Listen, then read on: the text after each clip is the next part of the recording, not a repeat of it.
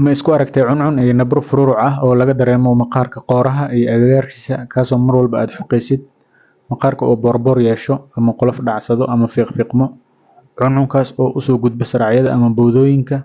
Haddii jawaabtu haa tahay, casharkan adiga kugu socda ee ka faa'iidayso lana wadaag bulshada.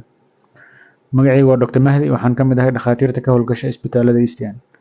Ciladan waa caabuq ku sababo jeermiska fangaska ama cabeebka kaasoo ku dul dhasho meelaha huurka ah ee laabatooyinka jirka sida qooraha iyo saracyada, laguna arka dadka aad u dhidido ama ciilan.